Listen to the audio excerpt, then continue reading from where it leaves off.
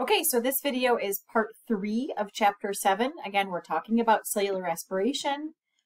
In the previous 2 videos, we did glycolysis. We did the second step, which is the formation of acetyl-CoA. And we did the third step, which was the citric acid cycle. And so here's the picture. Again, I've shown you this multiple times. It should look familiar. So again, glycolysis happens in the cytoplasm. We start off with glucose. We end up with 2 molecules of pyruvate. 2 ATP are made by substrate level phosphorylation, and 2 NADH are produced. So all of that should make sense to you, hopefully. Remember, the NADH is considered to be an electron shuttler. Those electrons will be brought to this very last step, which we're going to talk about in this presentation. The 2 molecules of pyruvate then move into the mitochondrial matrix. In the matrix, this second process, the formation of acetyl-CoA, happens. No ATP is produced, however, we do produce some NADH, 2 molecules, as well as CO2, 2 molecules, right? 1 per pyruvate.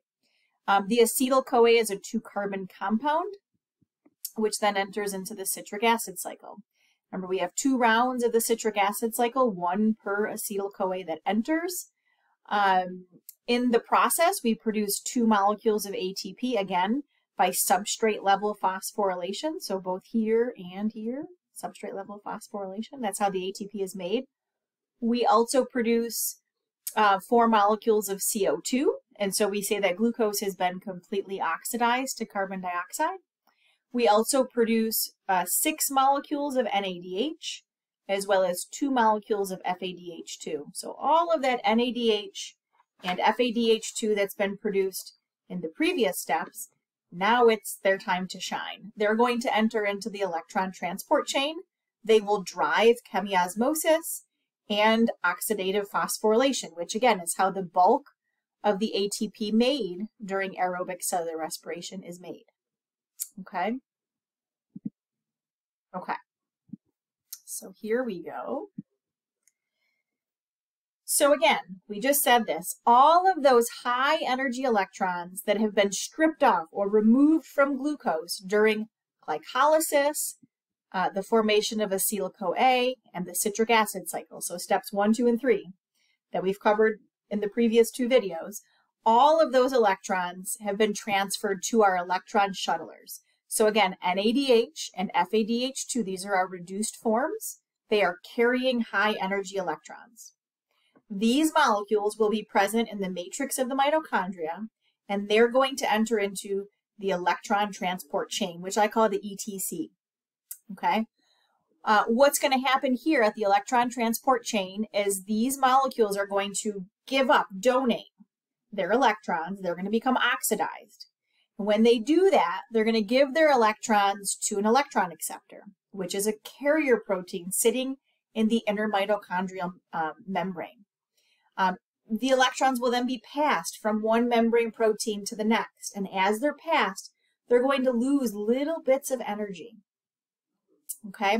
And that energy will eventually be used to generate ATP through this process of oxidative phosphorylation. So there's a nice overview.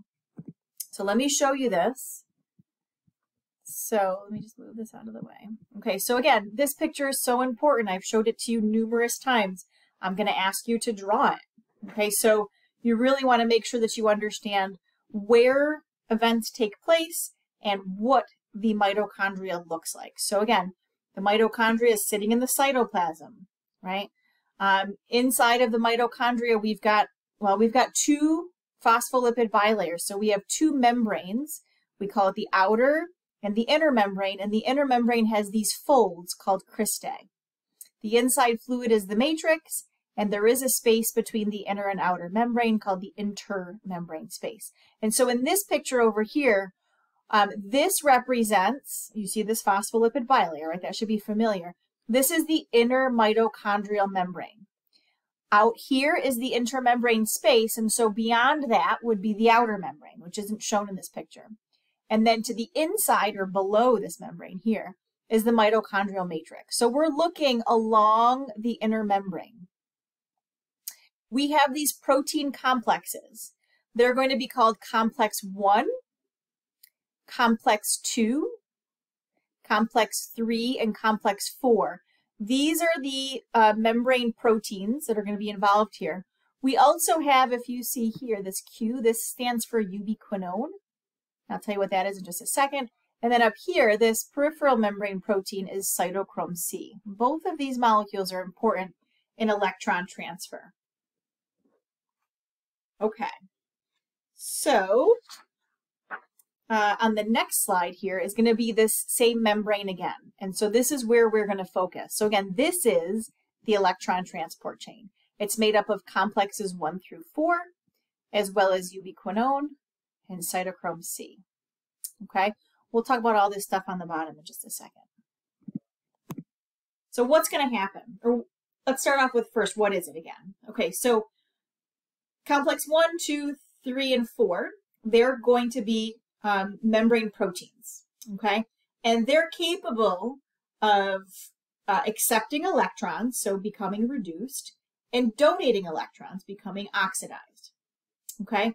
Complex 1, 3, and 4, not complex 2, so complex 1, 3, and 4, are also proton pumps, okay? So they have the ability to take protons, H pluses, from the mitochondrial matrix and pump them against their concentration gradient into the intermembrane space. Okay, so that's key here. Okay, so let's talk about this in a little bit more detail. So let's look at complex 1 first.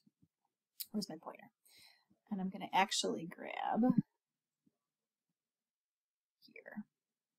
Okay, so here is NADH, right? NADH has been produced in glycolysis. It's been produced in the formation of acetyl-CoA, and it's been produced during the citric acid cycle.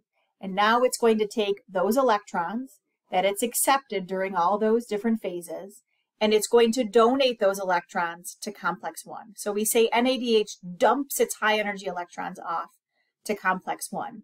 And that transfer of electrons from NADH to complex 1 is the equivalent of a transfer of energy. Okay, when NADH does that, it becomes oxidized. And so we end up with NAD plus and protons. Okay, NAD plus, okay, the NAD plus, again, gets recycled. And so this will be ready to be reduced again. And these protons can be used for various things, but they're going to be used right here. And so what's going to happen is complex 1, it's going to take the energy that it gained from NADH, right, in the form of those electrons, and it's going to take some of that energy, and it's going to use that energy to pump some of these protons across the membrane to the intermembrane space. Okay? Those electrons have lost just a little bit of energy. They then get transferred to ubiquinone, which transports them. This can move in the membrane. So it can come grab electrons from complex 1, and then it can move in the membrane and dump those electrons off at complex 3. Complex 3 gains a little bit of that energy from those electrons. Complex 3 is also going to take protons from the matrix and pump those across the membrane. So complex 1 and complex 3 is going to take a little bit of energy from those electrons from NADH, and it's going to use that energy to pump protons across this membrane. Now, FADH2 doesn't enter at complex 1. Instead, it enters the electron transport chain at complex 2. And so FADH2, again, is going to dump its electrons off at complex 2. And when it does that, it gets oxidized to FAD. Okay, and then it can go back to the citric acid cycle and do its job again. Complex 2 is not a proton pump. So what's going to happen is ubiquinone will collect those electrons, and again, it's mobile, so it can then pass those electrons to complex 3, which then again pumps protons across that intermembrane, into the intermembrane space. Cytochrome C is just like ubiquinone. It can grab those electrons from complex 3 that came from complex 1 and 2, and it's going to carry those electrons to complex 5. Complex 5 is also a proton pump. Complex 5 is also a proton pump. So again, it's going to pump protons from the matrix into the intermembrane space. So what's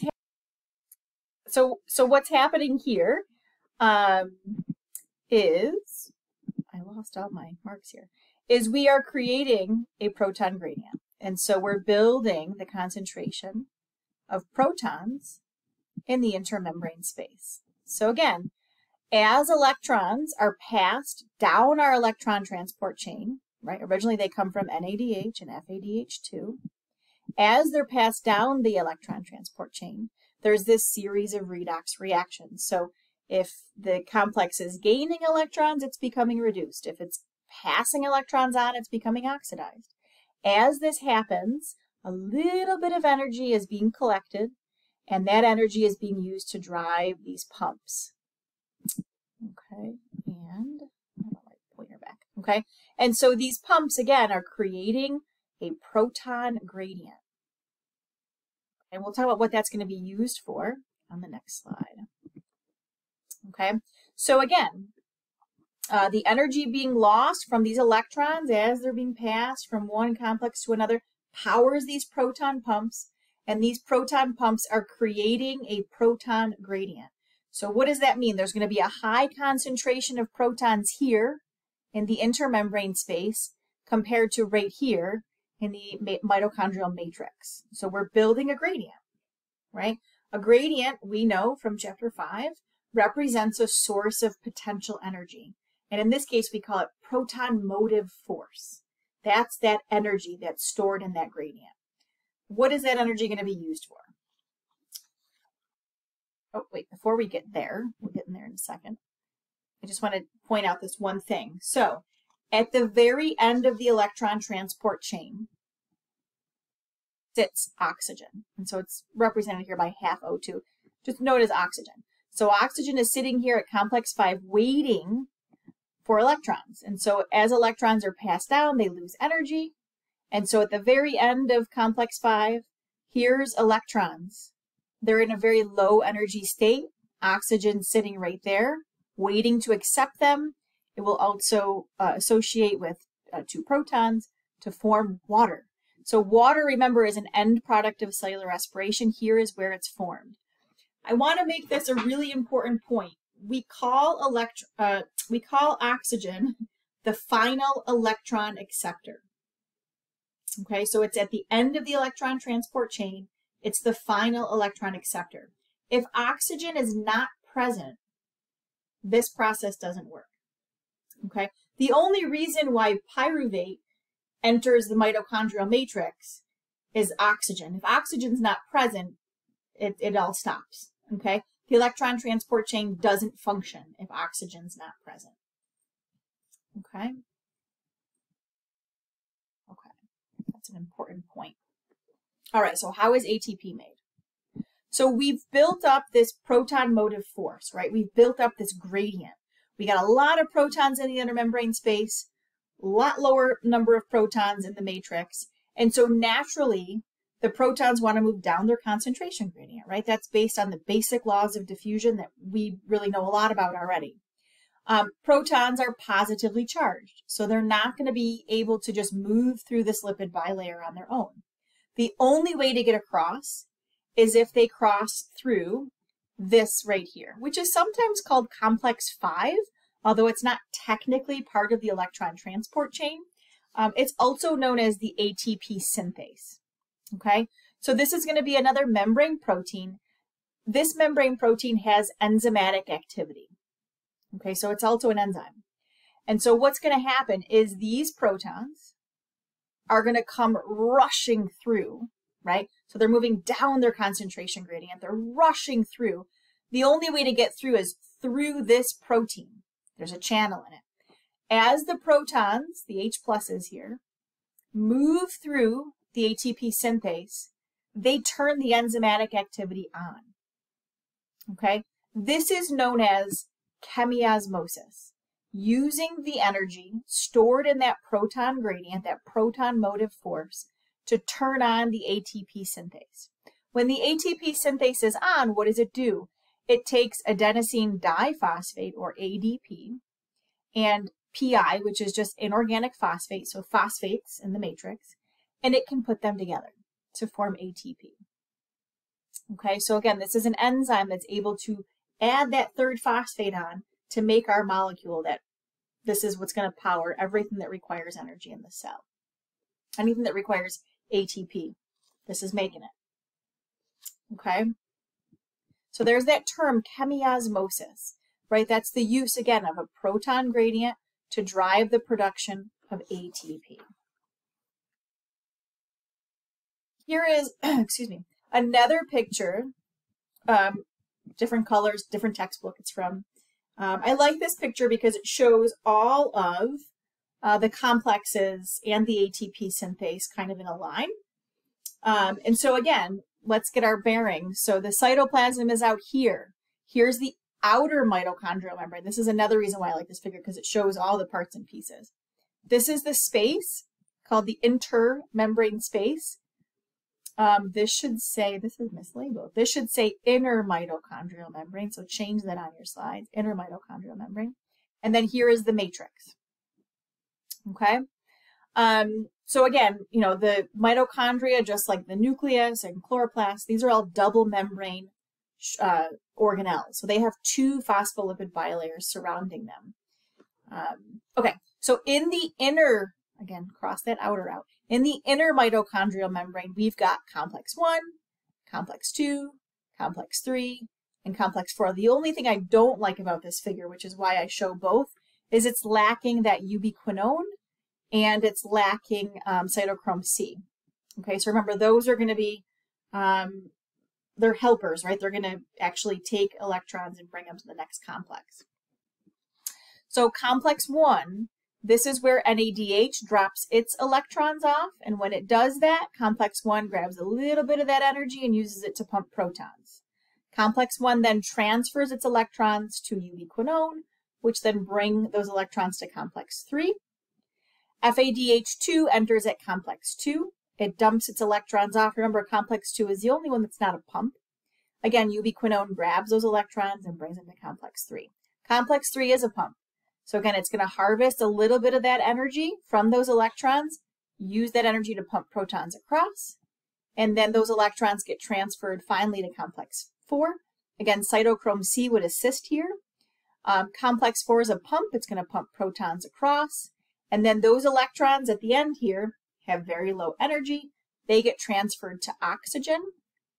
Here's oxygen hanging out to form water. So remember, this whole thing only works if oxygen is present. This is why it's called aerobic cellular respiration. Okay, requires oxygen. And so what have we built here? We've built a proton gradient. So we got a lot of protons, H pluses here, and not too many here.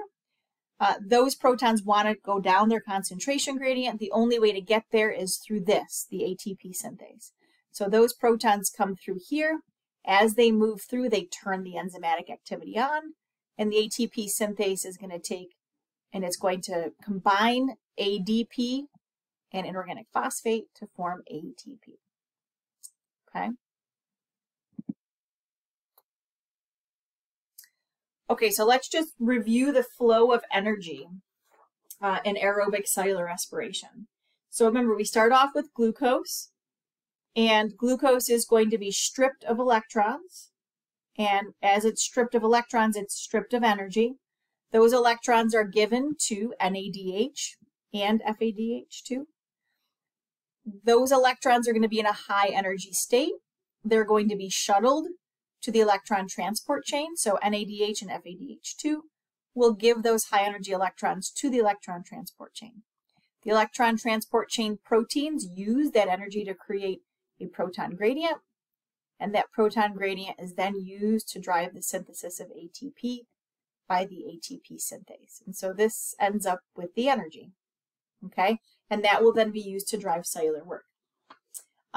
Just to drive home the second law of thermodynamics, right? The first law as well, right? Energy can only be transferred and transformed. It can't be created nor destroyed, right? And so we see that here, energy is being transferred and transformed, right? Went from a chemical energy stored in the bonds of glucose to energy stored in the bonds of a concentration gradient to then energy stored in the bonds of ATP. As we transfer energy and transform energy, some of it's lost as heat, right? That's the second law of thermodynamics.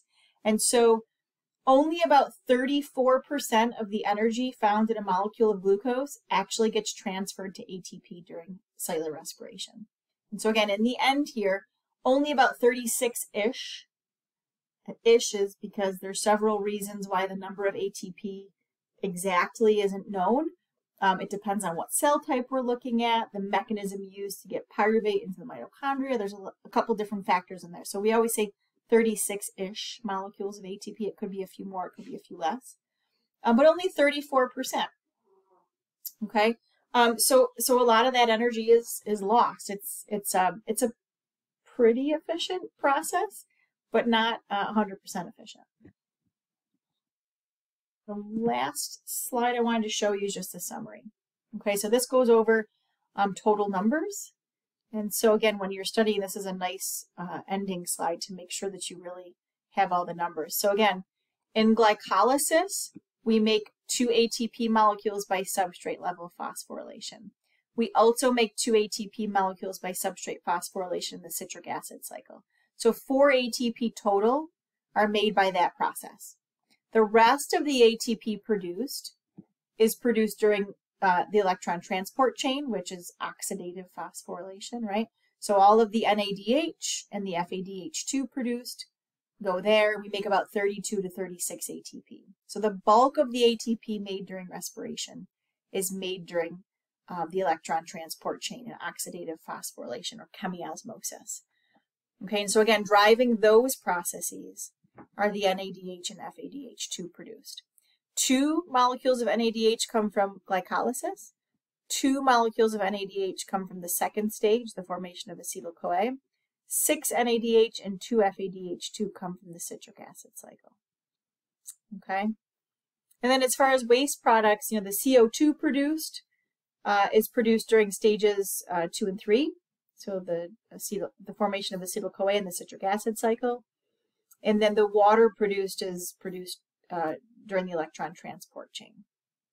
Okay, so we've really completed cellular respiration at this point. The last video, which you should watch next, is the last part of the chapter where we'll talk about organisms that don't use oxygen. So we're basically going to talk about fermentation. Okay, so that's the end of this part of the chapter.